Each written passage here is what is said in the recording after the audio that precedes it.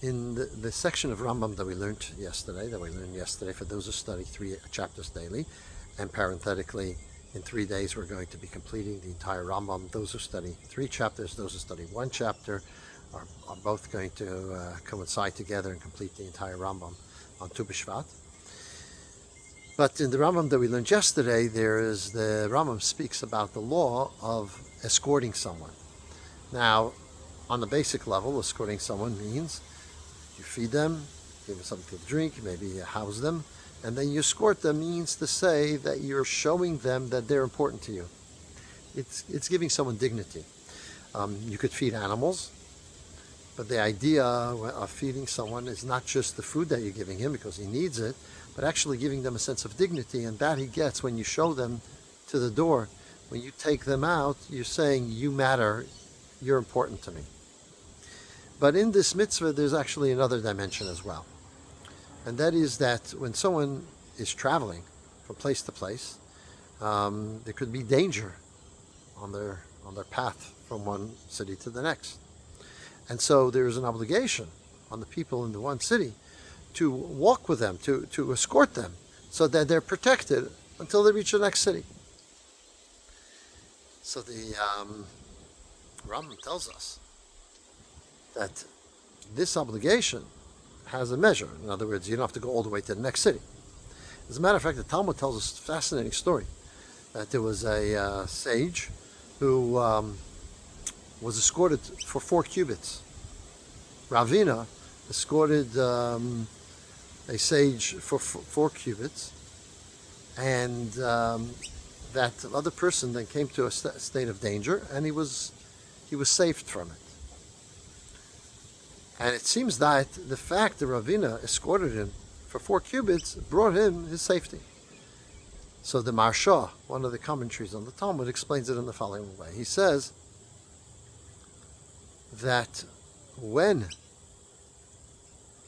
the person escorts him, he's basically saying that his desire is for him to be protected. His thought is for him to be protected. So because he has the desire for him to be protected, David HaMelech in Tehillim says, he does the will of those who fear him.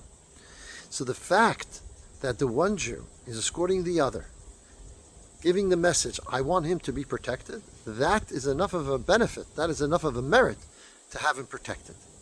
It's remarkable. So in other words, the thought of the one protects the other. This actually is brought out in a famous story in one of the previous Rebbe, where the previous Rebbe says, Machshava me'eles, thinking about someone helps them. Thinking about someone else to the benefit of someone else helps that other person. And someone asked, but you're thinking about it here. What does the other person gain from it? And the Rebbe said to him, where were you last year? In other words, this was in a free country, and another person would have been in the old Soviet Union.